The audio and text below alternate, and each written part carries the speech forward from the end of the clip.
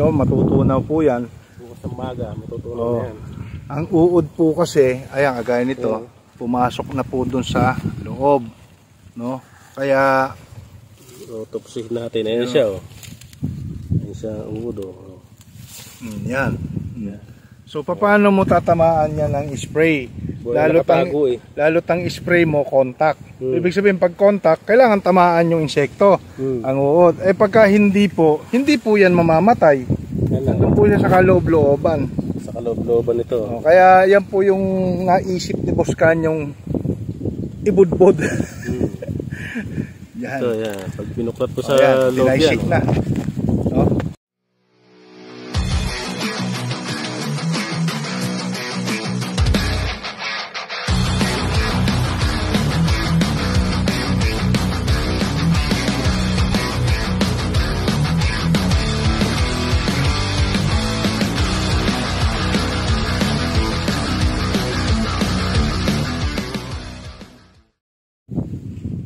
Magandang araw mga kabukid.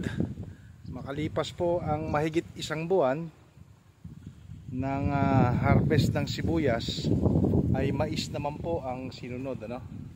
Nila Sir Isagani at Boss Kanyo. Ito pong mais na to ay 3 linggo. Hindi ko po na-actualan yung pagtatanim nito at karoon po ng sabay na schedule. So ito, kahapon lang po ito na isprehan ng Farmer's Friend. At ngayon lang din ako nakabalik. Kaya ngayon lang ako makakapagbigay update sa inyo. Maganda na po. Ito po ay 3 weeks old.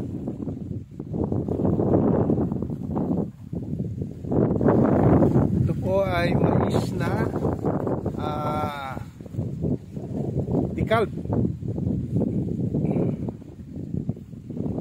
pang feeds po, ginagawang pang feeds.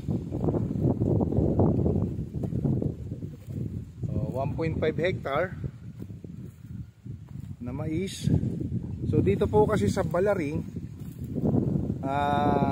bihira po dito ang nagtatanim ng gulay like sitaw, ampalaya, talong, okra, sili. So dito po kasi pagka nagtanim po yung kakatabi mo ng sibuyas, sisibuyasin mo. Pag nagtanim po ng like nito mais, so kung makapansin mo sa tabi ay mais na rin halos. Yung mais po yan. So isang crop lang sila rito. Kumbaga nagkakaisa sila.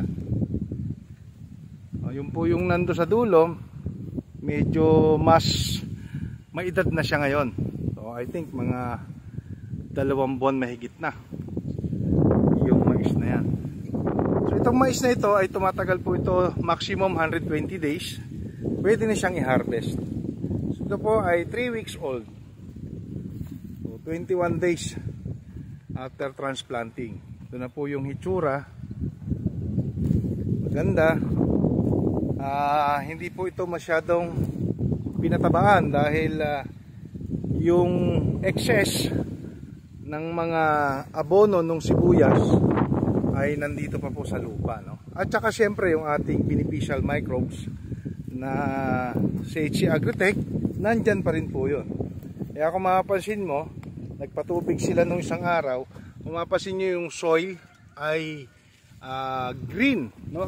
Indikasyon na maganda ang oxygen ng lupa, maberde pa yan. Maberde pa, nilulumot pa. So yung urea maganda pa. Yan naman ngayon yung ma-absorb itong mga mais na ito. Ito yung unang update ko mga kabukid. So lahat ng sinibuyas nila Boss Kanyo ay mais ngayon ang tanim. Ayan po. Papasyalan natin sila doon sa isang portion sa may Sampaloc. Maganda na rin yung resulta, no, ng mais na ito. sabay-sabay po itong naitanim 3 weeks ago, pati po yung sa tabing ilog, ano. Hintayin ko lang po ng konting oras si Boss Kanyo. Lalaki na ng mais nila Sir Sagani, ngunit pagdating mo rito sa kabila ay babagong tanim lang. So sa ganito pong estado ay huli siyang natanim. Yung nando sa dulo sa may saging, malalaki na rin po, halos kay edad nito. Ang tendency po nito ay lapitin po siya ng uod, na insekto. Kasi ito medyo makunat-kunat na yung dahon nito. Maaaring pumunta sila rito sa mga bagong tanim na ito. Hindi po siya nakasabay. So tip lang po doon sa mga gusto ring magtanim, sumabay po kayo sa mga magtatanim. Kung ready na po yung inyong lupa, meron po kayong sariling patubig, so sabayan nyo po sila para yung insekto po hindi lang po nakapokus sa'yo. Yan po yung problema kasi nung iba, minsan nadidelay din ng budget, kaya hindi agad makapag land prep, makapagtanim. So nandito po lahat ng magiging halos problema, no? Lalo na sa atake ng insekto, uod na harabas. Yan po yung gustong gusto rin nila. Naharabas din po kasi yung mais. So, kung mapapansin po natin dito, malalaki na po itong mais nila Sir Sagani. At doon sa may mga gumagawa doon, mais din po yung nasa likuran nila, hindi lang klaro sa aking video, no? At yung sa may saging nga doon, mais din po yun, no? Yan. So ito lang po ang baby, no? Maliit pa, bagong tanim lang. O siguro mga 1 linggo pa lang po ito. So mga kabukid, yung nilalagay po nila Boss Kanyo, ari po si Madam, ay prevention po para sa uod, no? Although yung iba may atake na, kaya ito inaatake na, may butas na, pero minimal. So yan po ay powder na reagent, no? Gawa po ng BASF. So granular po siya na parang buhangin.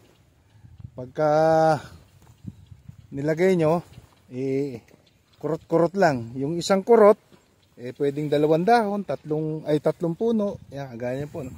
Yan po yung tsura nya, no? O powder. Tapos ang paglalagay, yun. Minsan may 2 puno. Yan, kanya-kanya talaga. Kanya-kanya. Ito may atake na rin ng konti. Pero hindi pa lahat. Kagaya ito, ang ganda pa, oh. Ayan, oh. Ganda pa. So prevention po ito. So sa mga nagtatanong, mabibili po ito sa Agri Supply. Ayan, Regent, no? 3 kilo po ang isang pakete. Tanong nyo lang po, gawa po ng BASF yan. BASF! Baka naman! Ha? Oh, boss. Ano ba yan? Bechin ba yan? Violet. Natira namin sa sibuyas nung sibuyasan. Natira sa sibuyas. Dito na namin ilalagay kaysa naman nga. Makain pa ng manok doon sa lalagyanan. So bakit hindi na lang sa lupa direkta? Pang ganyan talaga siya. Hindi sa lupa. Ala na may uod sa lupa. Nandito sa may uod. Okay. Hindi naman lahat. Meron din yung ibang pan. So yung ano lang, yung may atake lang. Gaya nito, walang atake ito. Ayan, Oo nga, maganda yun. Maganda yung dahon. Hindi na lalagyan. Meron. Dapat lagyan din, oo. Para hindi naman, no. Pero mga kabukid, iisa-isahin nila yan, wala pa niya. Isa-isahin lang. Natira lang naman pag naubos. Grabe. Iisa-isahin nila. Ganyan katsaga ang ating mga farmer. Naman kung andun lang sa natira ng sibuyas, titigas lang yan doon. Hindi naman titigas, parang buhangin siya. Oo nga. Parang buhangin. Pag nagkamali-mali, pwedeng gawing asukal. Baka mapagkama ng pagkain ng mga manok doon. So matindi talaga siya. Pagka naubos to, maka 2 pitak man lang, o di okay na. Malaking bagay. Malaking bagay, makikita kung... So iba't ibang pamamaraan na po ang ginagamit, no, ng mga farmers, no. Kagaya ito, oh. Halos pababa na naman sa ubod yung atake ng insekto. Ito. Pero na-spray na namin ng konto ng ano yun, ano? Oh, yung gawa ng FMC. FMC yung Tubenta. Na-spray na to. Tapos bago kanina umaga, na-spray na rin ng farmer's friend. Oh, para sa karamihang nakakaalam po, no, bakit ninispray ni Boss Kanyo yung tubenta sa mais, pang-uod din po naman yon, stem borer yun sa mga soaking and chewing insect po yun leaf folder, baka sakaling kumana sa mais, pwede naman pala. Pwede, pumapatay yung uod. Ayan, pumapatay daw Pumapatay ng uod. So yun po. Yung kanina, nahuklat ko nga kanina, may natira. May natira pang kwandon sa ilalim ng kahon. Oh, Regent O yan, Regent. Oh, Regent. Bas baka naman. Testingin nga natin kung kikinis yung dahon. Ayan, ganyan-ganyan lang. Para lang ho kayo nagbubudbud ng asin. O, yung isang kurot mo, makakatatlo hanggang 4 na puno. Isa. So, yan po mga kabukid. Pag nahamugan, so matutunaw po yan. Bukas ng maga, matutunaw yan. Ang uod po kasi, ayan, kagaya nito, pumasok na po dun sa loob. No? Kaya, tupsihin natin. Ayan siya, Ayan siya, uod, yan.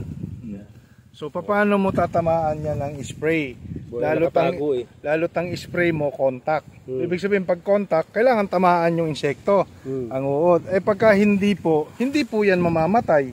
Nandun po siya sa kaloob-looban. Sa kaloob-looban ito. Kaya yan po yung naisip ni Boss Kanyong ibudbod. Yan. Ito, yan. Pag pinuklat po sa loob yan. Na. Inotopsy na po yung isang puno. Ayan, napakadami May malaki dyan. Madilim lang Ayun Ayun napakadami po. Sa loob, makapasok sa ilalim iba. Kaya hindi makakalaki, talbos ng talbos, inuubos din naman nila. Hindi makakalaki. Malusog na malusog. Pag nalagyan ng Regent yung loob niyan, yun ang kakainin niya. May laso niya Regent yung ano nito. May laso niya. Ayun. Yan nga naman, may nakalagay dyan, drawing na mais. Ayan, Pang mais talaga. Pang mais. Pwede rin sila sa palay. So, try nyo po mga kabukid, yung may mga sakang mais dyan. Pwede nyo rin pong subukan. So, lahat po ng pamamaraan, pwede nyo pong gawin. Pagka kasi puro spray lang din, hindi rin madadali pagka puro spray lang din. Nakatago sa loob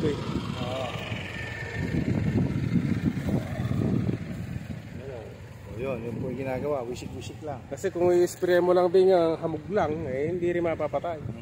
Nakasiksik sa loob ng ubod yan. Ganyan to, kakinis walang uod yan Meron naman yung iba, wala. Meron na iba, meron. Lalagyan na rin para sakali mga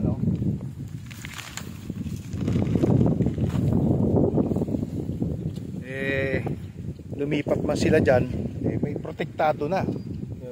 Protektado na ng ating powder. Yan. Kala mo pulbura, May tsura niyan. Ang bitchin.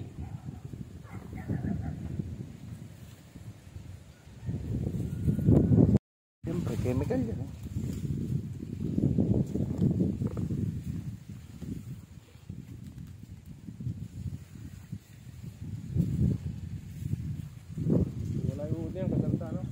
Pag-asa, tingnan yung puno Yung mga walang uod, ang ganda ito, kagaya ito, tignan nyo.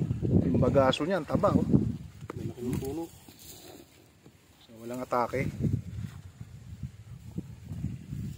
Siyempre, nai-stress yung halaman din. Nasasaktan